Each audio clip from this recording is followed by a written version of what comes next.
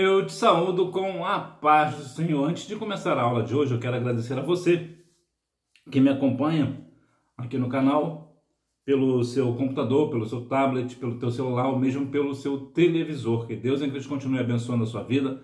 Também agradeço a você que tem compartilhado os vídeos aqui, também tem deixado o seu like ou até mesmo o seu dislike. Isso me ajuda a melhorar, a ver o que está certo e o que está errado.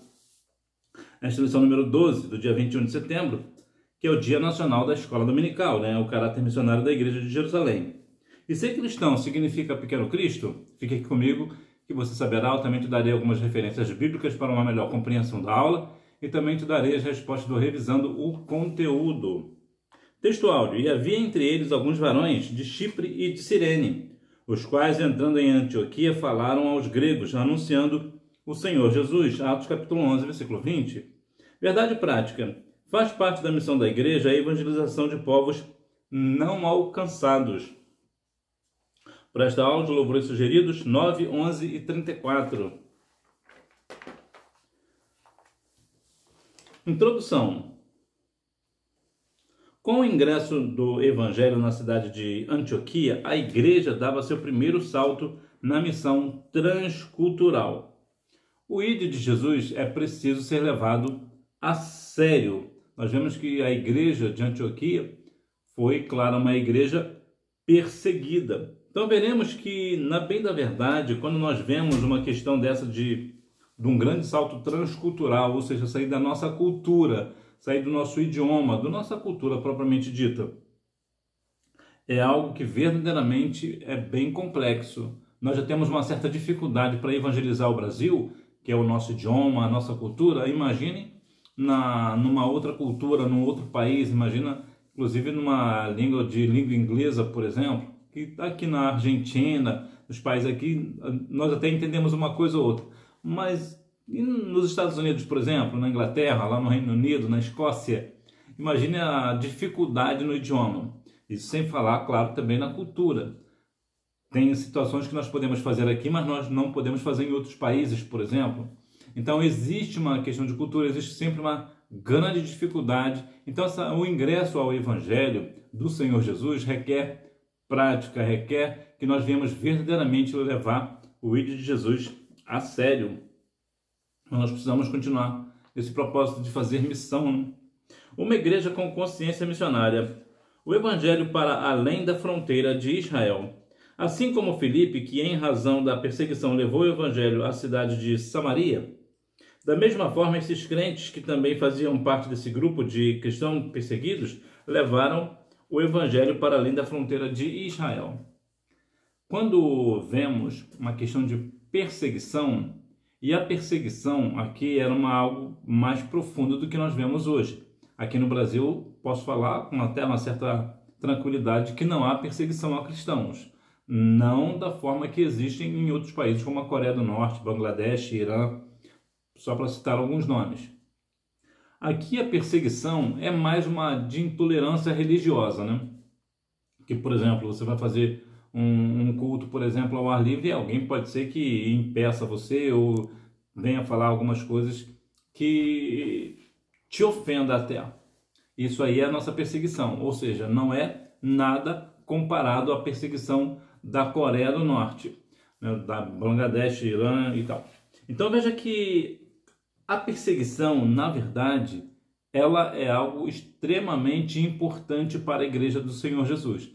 Pode parecer estranho, mas a Igreja de Cristo só cresceu por causa da perseguição, por causa dessa questão de as pessoas compreenderem que se eu estou aqui na minha área de conforto, o evangelho não cresce. Por quê? Porque eu não vou evangelizar o meu vizinho, porque eu estou aqui numa situação muito confortável, eu não quero sair do meu conforto. Mas se eu tenho uma perseguição, se eu tenho pessoas que querem me até mesmo agredir, por exemplo, por causa do evangelho do Senhor Jesus, o que eu vou fazer? Eu preciso me escapar. Eu preciso ir para outros lugares. Eu indo para outros lugares, isso vai fazer com que eu conheça outras culturas.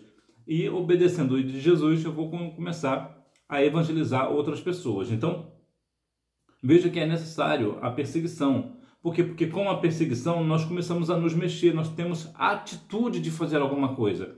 Mas se nós temos uma vida pacata, uma vida tranquila, nós ficamos numa situação muito confortável. E quem é que quer sair do conforto? Ninguém. Eu vou te dar um exemplo prático. Imagina uma situação pela qual uma pessoa cristã seja uma pessoa abastada, né? Ou seja, uma pessoa que tenha dinheiro, uma situação financeira confortável. Essa pessoa que tem uma situação financeira confortável, que vai à igreja e toda a sociedade é amigo dele, é amiga dela, todo mundo fica numa situação muito tranquila, não há perseguição. Então veja que ele está aqui numa área de conforto. Então para que ele vai falar do Evangelho de Jesus para uma pessoa que é amigo dele no sentido de que não persegue, que não fala mal da religião dele, que não fala mal dele, é uma pessoa muito tranquila. Então isso faz com que a pessoa, o cristão acaba se deixando levar pelaquela área de conforto. Agora, se ele está numa sociedade, mesmo ele tendo uma situação financeira confortável, mas existe uma perseguição por ele ser cristão, a tendência é ele se fortificar, fortalecer, para quê? Para dar testemunho de fé. Por quê? Porque o cristão verdadeiro sabe que se ele negar a Cristo, numa questão de evangelização, por exemplo, ou até mesmo de postura, ele perde a salvação, se ele continuar negando a Cristo. Então, é importante a perseguição, porque a perseguição faz com que a igreja cresça. E por que a igreja no Brasil não cresce? Justamente por isso, porque não existe perseguição. A nossa perseguição aqui é mais uma intolerância religiosa aqui, outra ali, uma ofensa aqui, outra ali. É coisa pequena, é coisa muito pequena. Comparada, por exemplo, com a Coreia do Norte, onde pessoas são mortas. Só para você ter uma ideia, eu gosto muito de lembrar, não porque eu acho bonito, né? Não é isso, é porque realmente para fazer com que nós venhamos refletir. 8 pessoas no mundo morrem todo dia por ser cristão. Só porque é cristão vai morrer. 8 pessoas todo dia. E nós não estamos nessa estatística. Por quê? Porque nós não somos perseguidos aqui no Brasil. Mas aí você vê que até fora do país, o evangelho tem crescido. De uma forma não muito significativa, mas tem crescido. E por que ela não cresce de uma forma mais expressiva? Por culpa nossa.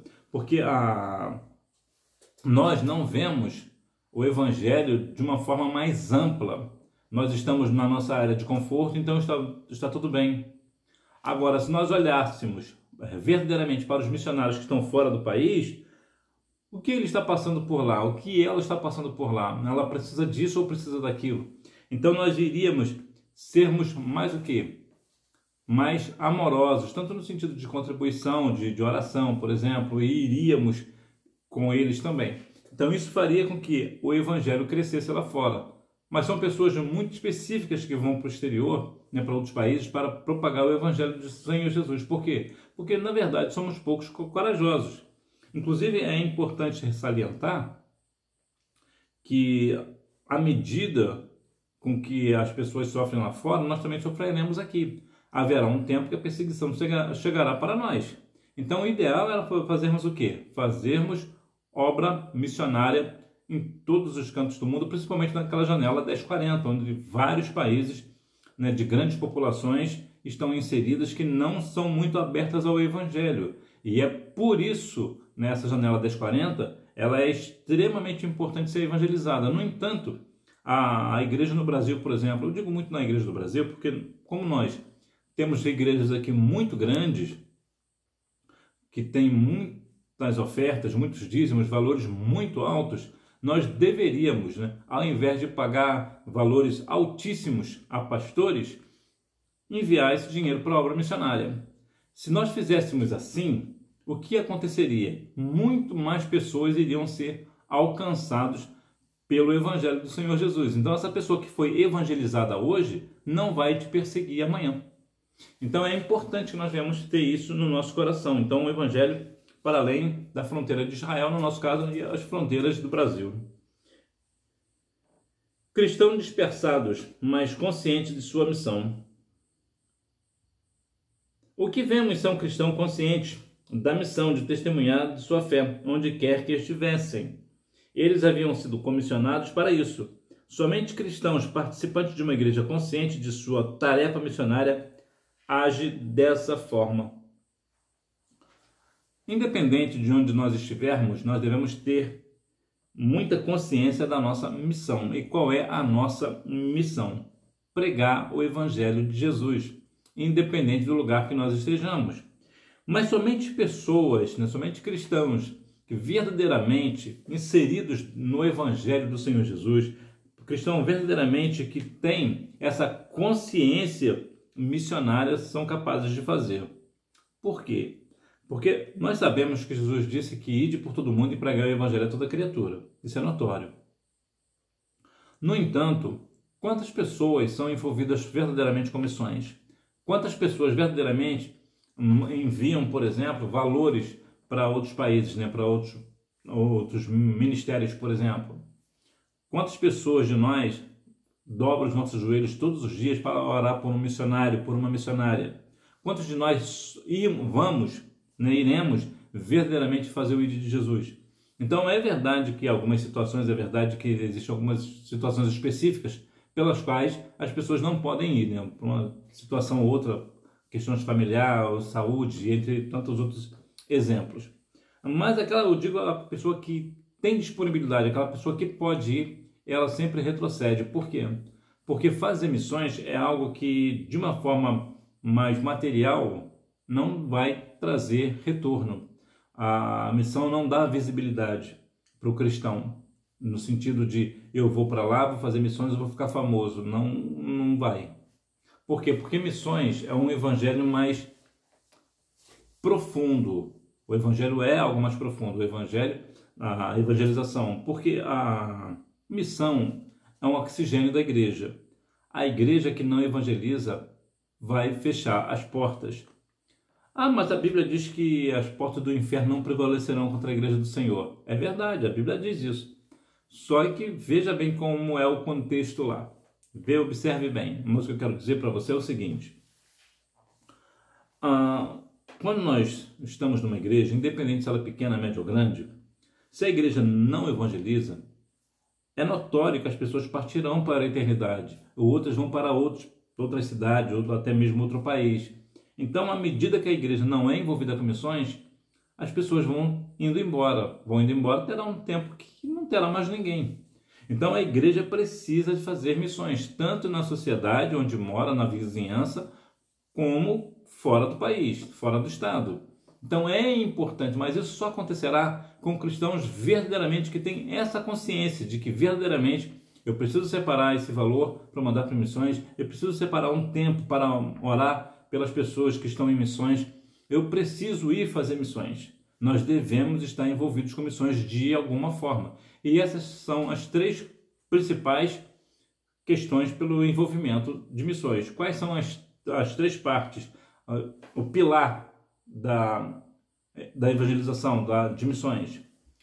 Ir fazer missões, financiar missões, né, com a questão financeira, ou orar por aqueles que estão fazendo missões.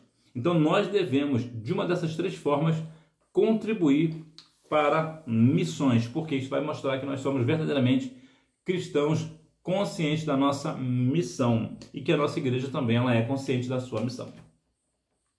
Cristãos leigos, mas capacitados pelo Espírito. O texto deixa claro que foram esses cristãos comuns os fundadores da igreja de Antioquia, uma das mais relevantes e importantes do Novo Testamento. Eram cristãos anônimos e leigos. Eles não são contados entre os apóstolos, diáconos ou presbíteros. E aqui acontece algo muito interessante. Veja que eles não eram nem apóstolos, nem diáconos ou mesmo presbíteros. Eram chamados de cristãos comuns. O que isso quer dizer para nós? Quer dizer que o cristão ele não precisa ter fama e nem ser intelectual para fazer missões. Na verdade, o ideal é que nós não venhamos ter tanta fama assim, né? Fama que tem que ter é o Senhor Jesus, né? É importante salientar que nessa questão de ser leigo, é importante que nós venhamos conhecer a palavra. O leigo é aquela pessoa que não tem conhecimento. É importante observar uma grande questão sobre o conhecimento. Conhecimento do Senhor é importante? Sim, é importante, mas existe algo que é mais importante do que o conhecimento do Senhor. E o que é? É a comunhão com o Senhor, é a intimidade com o Senhor. É importante, seria bom e pleno que nós tivéssemos conhecimento e intimidade com o Senhor. Mas se a pessoa só pode ter um desses por uma razão ou outra, o importante é ter comunhão, ter intimidade. Por quê? Porque se uma pessoa tem conhecimento, mas não tem intimidade com Deus, naquele dia vai ouvir o quê? Apartai-vos de mim, vós que praticais a iniquidade. Quando você tem intimidade com uma pessoa, você é íntimo dessa pessoa, você conhece-o na profundidade. Da mesma forma é o Senhor. Nós devemos ter comunhão com o Senhor. Para quê? Para quando nós falarmos alguma coisa, acontecer. É importante, é verdade. Oséias 6,3 nos diz que vamos conseguir continuar prosseguindo em conhecer ao Senhor. É verdade. Mas o conhecimento não terá nenhum valor se não vier acompanhado da intimidade com o Senhor. Nós devemos ter intimidade. E era exatamente isso que esses cristãos comuns, leigos, tinham. Eles não tinham conhecimento, mas tinham comunhão. Eles sabiam quem era Jesus. Eles conheciam a essência do Senhor. Eles sabiam o que tinham que fazer. E o que eles faziam? Eles faziam. Simplesmente faziam. Então é importante que nós venhamos entender que mesmo cristãos leigos, nós somos... Por que mesmo leigos eles conseguiam fazer a obra? Porque eles eram capacitados pelo Espírito Santo. Quando eu começo a pensar que as coisas estão acontecendo porque eu tenho um conhecimento ou eu tenho uma pessoa importante de contato, eu não sou guiado pelo Espírito Santo, então as coisas não vão andar da forma que precisam andar. Uma coisa ou outra até pode acontecer. No entanto, o ideal, o fundamento é completamente perdido. Porque, por exemplo, quando uma pessoa, nós vemos que Mateus 7,12, que fala sobre a questão de que apartai-vos de mim, muitos vão falar o quê? Ah, Senhor, eu fiz isso ou eu fiz aquilo no seu nome. No entanto, como a pessoa tem muito conhecimento, mas não tem intimidade, é essas coisas que acontecerão. Então, é extremamente importante que nós venhamos verdadeiramente ter Mateus 7,22. Muitos me dirão naquele dia: Senhor, Senhor, não profetizamos nós no teu nome? E em teu nome não expulsamos demônios? E em teu nome não fizemos muitos milagres? Então lhes direi abertamente: nunca vos conheci. Apartai-vos de mim, vós que praticais a iniquidade. Por que isso acontece? Porque são pessoas que não são guiadas pelo Espírito. Uma pessoa que é guiada pelo Espírito não ouvirá isso. Então, muitas pessoas são leigas, não vêm dessa linhagem de apóstolos, ou é verdade que hoje não existe mais apóstolos, mas não vêm dessa linhagem de apóstolos, diácono, presbítero, não é pastor, mas são pessoas capacitadas pelo Espírito. É verdade também que há muitos pastores, há muitos diáconos, obreiros que são guiados pelo Espírito. Mas aqui o ponto não quer dizer que uma pessoa que não tenha conhecimento não possa pregar o Evangelho. Missões é para todo cristão, mesmo aquele que não sabe nem ler nem escrever. Missões também é para ele. Missões não exclui ninguém, nem criança, ninguém. Todos nós devemos fazer missões. Sinopse: a Igreja de Jerusalém, mesmo dispersada, manteve seu compromisso de anunciar o Evangelho com ousadia. Uma igreja com visão transcultural. A cultura grega helênica. Ou seja, não eram judeus que falavam grego pregando para outros judeus da mesma cultura, mas cristãos judeus que falavam grego, levando o evangelho a pessoas que não tinham nenhuma ligação com o judaísmo. O que isso quer dizer na prática? São pessoas que verdadeiramente judeus, cristãos judeus, que também sabiam falar grego. Então veja que é importante, aqui no caso, levando o evangelho a outra cultura, a outro idioma, a outro país, a outras nacionalidades, a pessoas completamente diferentes, que não estão inseridas ali na questão aqui do judaísmo, eram pessoas que não conheciam a fé judaica, não tinham nenhum entendimento, não estavam esperando essas questões de um Messias, por exemplo. Então era muito mais difícil para eles pregarem para esses gregos. E eles falavam o quê? Eles eram ferrenhos ali no bom sentido da palavra. Então eles eram pessoas verdadeiramente capacitada pelo Espírito Santo, porque verdadeiramente estavam pregando para toda criatura. Existe essa palavra aqui bonita, né? Helênica, é uma difusão e transformação da cultura grega clássica durante o período do Império Macedônio. São pessoas dos helenos, né, pertencentes à Hélade, ou Grécia Antiga, do século IV até o século I a.C., marcado pela expansão do Império Macedônio sob o comando de Alexandre o Grande. Contextualizando a mensagem. Ou seja, estavam dizendo que os pagãos precisavam deixar seus falsos deuses e se voltar para o único e verdadeiro Senhor. Dessa forma, sem comprometer a verdade da mensagem, o evangelho foi se espalhando e alcançando diferentes culturas.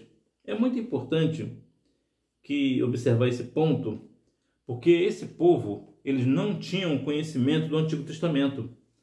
Eles não tinham. Então, melhor, eles não podiam, né, simplesmente usar o Antigo Testamento para provar que Jesus era o Messias prometido. Eles não tinham essa cultura, eles não entendiam. Então, o que eles fizeram? Eles criaram uma outra forma de falar do Evangelho sem perder a essência. Existe eu achei muito interessante que existem alguns pontos específicos que nós temos que ter uma ousadia dos céus, ter coragem também para fazer certos pontos, mas sem perder a identidade do Evangelho. Veja que aqui estavam falando sobre falsos deuses. Olha, o Deus de vocês aí, não é esse daí não, o verdadeiro é esse daqui. E mostrou, né, o verdadeiro Deus. É importante também não comprometer a verdade, porque muitas vezes as pessoas, no intuito de querer se adequar a uma pessoa, a uma religião específica, para pregar o Evangelho, faz o quê? Se adequa àquela religião. Não é isso que a proposta do Evangelho. Se eu quero falar, por exemplo, para uma pessoa de uma outra religião, eu não posso e não devo de maneira nenhuma tentar colocar o Evangelho de uma forma que está de acordo com aquela outra religião, uma vez que não está. Então eu não posso fazer isso. Por quê? Porque isso faz com que o Evangelho, nesse sentido, vai perder a sua essência. E o Evangelho do Senhor não é um Evangelho de aparência, é um Evangelho de essência.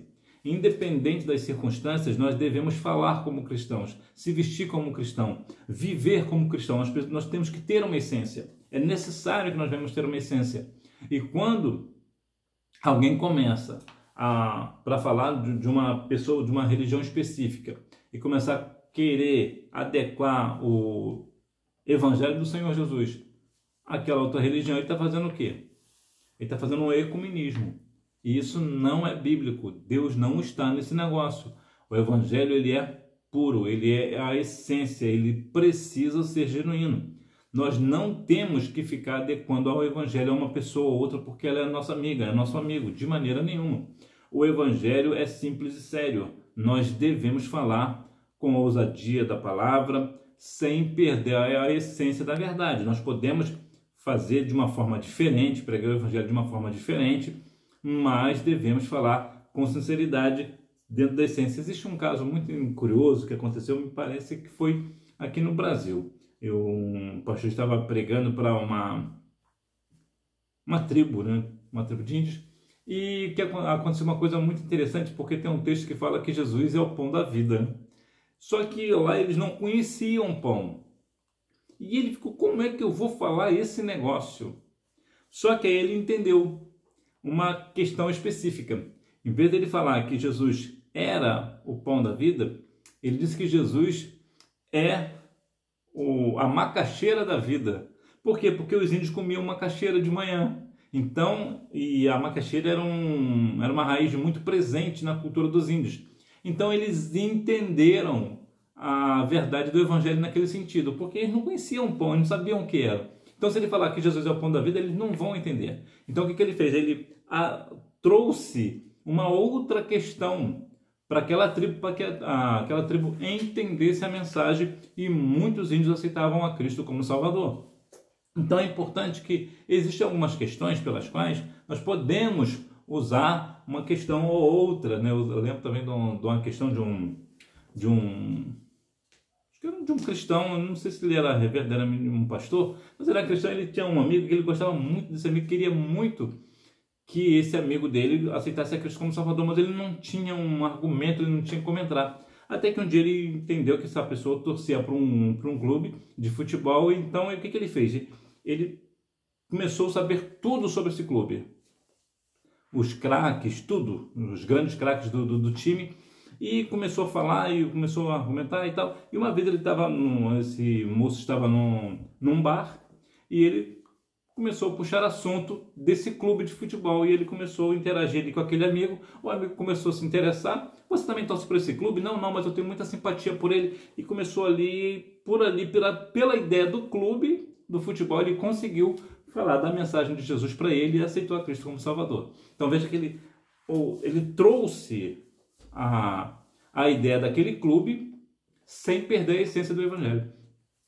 Então nós devemos também, tem alguns casos específicos que nós devemos mudar a forma de falar do Evangelho, mas nós não podemos perder a essência do Evangelho. Sinopse: cristãos judeus pregaram aos gentios em Antioquia, contextualizando a mensagem sem perder sua essência. Uma mensagem que forma discípulos, ou melhor, uma igreja que forma discípulos. A base do discipulado. Como um homem de bem e cheio do Espírito Santo, Barnabé os encorajou na fé. Contudo, logo se percebeu que aquela igreja precisava de mais instrução, ou seja, precisava ser discipulada. Ser discipulado é algo que hoje muitas igrejas estão precisando, né? Barnabé é um homem cheio do Espírito Santo. Veja que quantas igrejas hoje estão falando do Evangelho de qualquer maneira. Por quê? Porque é uma igreja que na verdade não foi discipulada. É uma igreja que na verdade ela não tem a essência da palavra. E nós devemos viver uma igreja com a essência da palavra. Nós precisamos conhecer a palavra. Nós devemos viver a palavra. E quando nós observamos que uma igreja não tem esse discipulado, nós precisamos discipular. Existem hoje, por exemplo, muitas igrejas aqui no Brasil que não tem nem mesmo escola dominical. Não tem leitura da palavra, não tem curso de doutrina. Então, ninguém ali é envolvido com algum seminário, não tem uma leitura de um livro, não tem absolutamente nada. Então, é uma igreja que não é discipulada. A igreja ela precisa discipular justamente para saber discipular os cristãos, para que nós venhamos verdadeiramente ser cristãos envolvidos com a palavra e comprometidos com a palavra. Denominados de cristãos. Agora em Antioquia são chamados de cristãos. O termo cristãos tem o sentido de pessoas de Cristo e não pequeno Cristo, né? Como muitas pessoas falam, né? Que cristão significa pequeno Cristo. Não é verdade. Cristão é aquele que segue a Cristo, né? Um seguidor de Cristo. É uma pessoa que tem o sentido de pessoas de Cristo.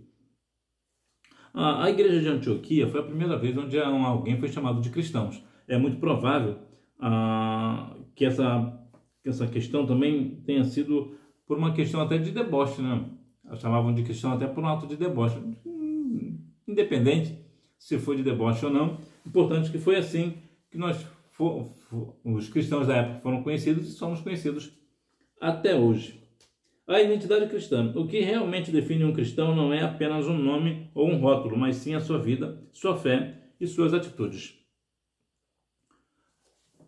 Como conhecer um cristão verdadeiro? A Bíblia menciona que nós conhecemos a árvore não pelas folhas, nem mesmo pela raiz, é pelos frutos. No nosso caso, o que é um fruto na vida de um cristão? É as suas atitudes. É o que ele faz ou o que ele deixa de fazer. É isso que vai demonstrar se ele é cristão ou não. Então, a nossa vida de fé, ela precisa ser uma vida de atitude.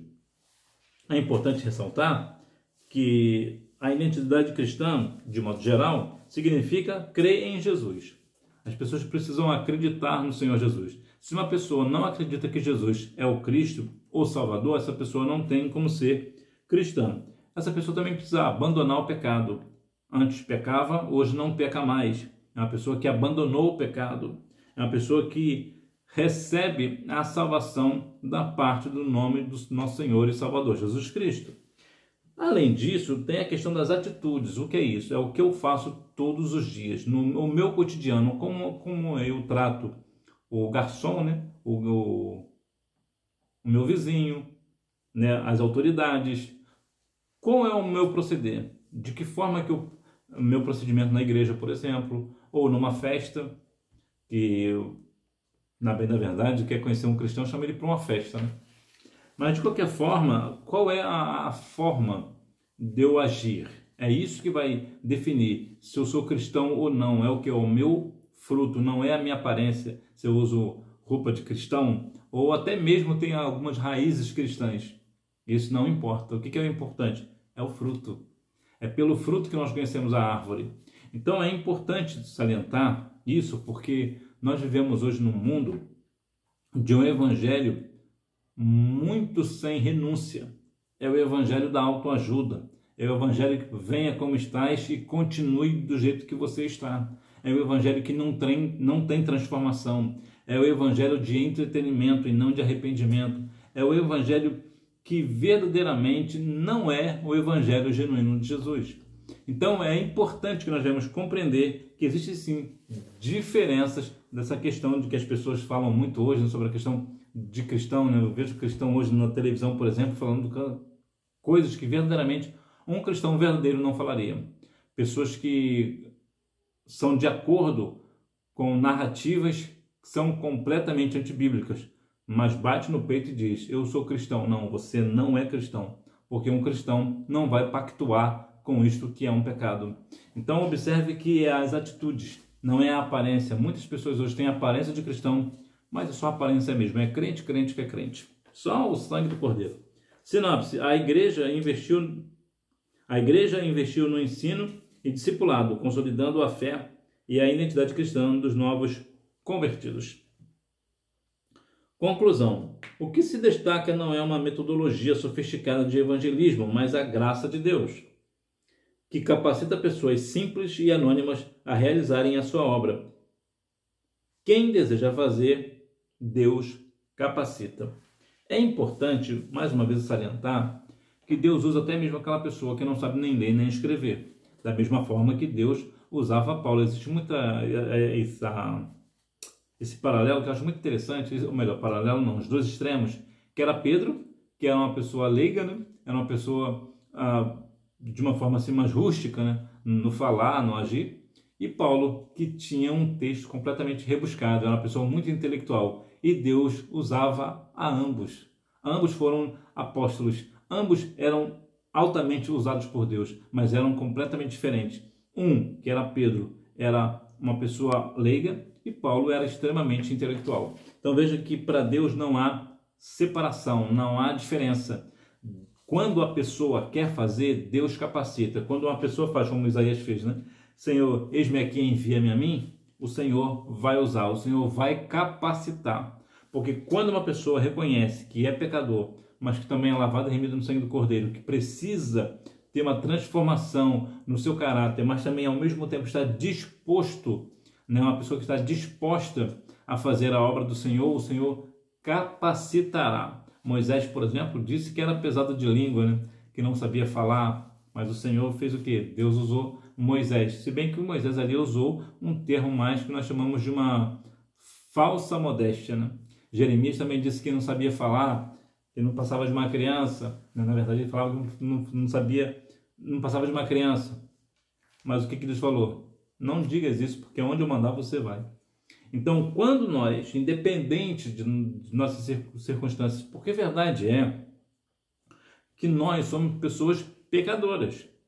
Nós somos tão pecadores como pessoas do mundo. A diferença é que nós somos pecadores arrependidos.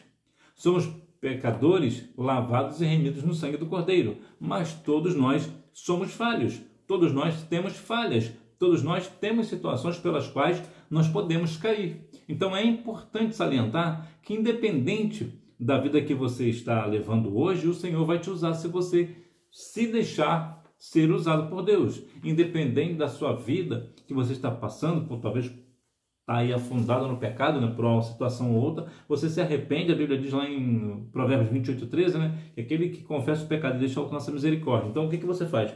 Você confessa o seu pecado ao Senhor, deixa esse pecado de lado, e o que você faz? Senhor, eis-me aqui. O Senhor vai te usar da mesma forma. Porque muitas vezes nós temos um pensamento que é assim: eu acredito que Deus faça isso e faça aquilo. Eu acredito que Deus faça esse milagre e opere aquele outro milagre. Eu só não acredito que Ele faça comigo. Como é possível nós falarmos que somos cristãos, confiamos em Deus, sabemos do Espírito Santo, que o Senhor Jesus morreu na cruz do Calvário por nós, nós sabemos que o Senhor Jesus operou milagres, continua operando milagres, mas na vida dos outros, na minha, eu não acredito que Ele faça. Por que não? Se Ele faz na vida de todos os pecadores, por que Ele não vai fazer na minha? O Senhor só não vai fazer na minha se eu não deixar. Existe um texto lá em Números, capítulo 14, versículo 8, que fala: se o Senhor se agradar de nós. Então, o que eu estou fazendo para o Senhor se agradar de mim? Eu não sei que lá você vai falar lá da terra prometida, né? O que eu estou fazendo que o Senhor está se agradando de mim ou não? Agora, se eu estou fazendo algo que eu sei que o Senhor não está se agradando, o que eu tenho que fazer é me consertar diante do Senhor. É me consertar diante de Deus, descer a casa do oleiro, né, de Jeremias 18, e estar disponível para a obra. É isso que nós temos que ter. Disponibilidade para a obra. Nos arrepender dos nossos pecados e ter disponibilidade para a obra. Por quê? Porque pecadores todos nós somos. Nós vamos pecar um dia ou outro. Pecaremos, porque nós somos falhos. Agora, nós também devemos, não devemos, né? Mas se pecarmos, o que nós devemos fazer? Pedir perdão ao Senhor. Não é isso que o Senhor Jesus nos fala? A Bíblia nos menciona? Filhinhos, não pequeis, mas se pecar, tem um advogado justo. Então, que nós venhamos verdadeiramente estarmos arrependidos na casa do Senhor, pedir perdão ao Senhor, não viver uma vida de pecado em primeiro lugar, abandonar o pecado. A primeira coisa é essa, né? Mas uma hora ou outra podemos pecar. Então, podemos cair. Então, o que nós vamos fazer? Arrepender-nos. Pedir perdão ao Senhor e ter disponibilidade. E lembre-se, o Senhor Jesus, Ele opera milagre na vida de todas as pessoas, incluindo a sua. Então, não pensa você que o Senhor vai fazer milagre na vida dele, na vida dela, mas na minha não vai fazer. Não pense assim, de maneira nenhuma. Se você está pensando assim, na verdade, você está diminuindo o poder de Deus. Você está dizendo que Deus não tem capacidade para te usar. Então, você está pecando. Então, lembre-se, nós somos a coroa da criação. O homem é a coroa da criação. Então, não é que eu vou falar para você que Deus vai te aceitar de qualquer maneira, de maneira nenhuma. O Senhor requer de nós santidade. Então nós vamos nos santificar diante do Senhor, porque certamente o Senhor fará maravilhas no meio de nós. Revisando o conteúdo, número 1, anunciar o Senhor Jesus em qualquer tempo, lugar e circunstância. Número 2, Antioquia era uma cidade cosmopolita, capital da Síria e uma das 3 mais importantes do Império Romano, com forte influência helênica. Número 3. Eles não usavam o Antigo Testamento para provar que Jesus era o Messias prometido, nem mencionavam costumes judaicos, mas enfatizavam que Jesus era o Senhor. Isso aqui que é o nosso foco, né? Mencionar que o Senhor Jesus é o Senhor. Muitas vezes falamos, né? O Senhor é meu pastor e nada me faltará, né? Mas para o Senhor ser o meu pastor, Ele é o meu Senhor. Então eu devo obediência a Ele. Número 4. Esse episódio nos mostra que não basta ganhar almas, é preciso ensiná-las. Sem o ensino, a igreja não cresce em graça e conhecimento. Número 5. O termo cristão tem um sentido de pessoa de Cristo e se refere à identidade daqueles que seguem, creem e vivem de acordo com os ensinamentos de Jesus. Então, que nós venhamos a cada dia mais ter o caráter missionário da igreja de Jerusalém. Que nós venhamos falar fora de Israel, né, que no nosso caso fora do Brasil, ou até mesmo no Brasil, né, por que não dizer, que nós devemos verdadeiramente estar envolvidos com um caráter verdadeiramente missionário, não somente no falar, mas principalmente no agir. Que nós venhamos fazer assim, para a honra e glória do nome do nosso Senhor e Salvador Jesus Cristo. Se você gostou da aula de hoje, você deixa seu like, se você não gostou, você deixa seu dislike, e quiser acrescentar algo mais, deixa aqui nos comentários. Que Deus aqui te continue abençoando a sua vida. Fica na paz.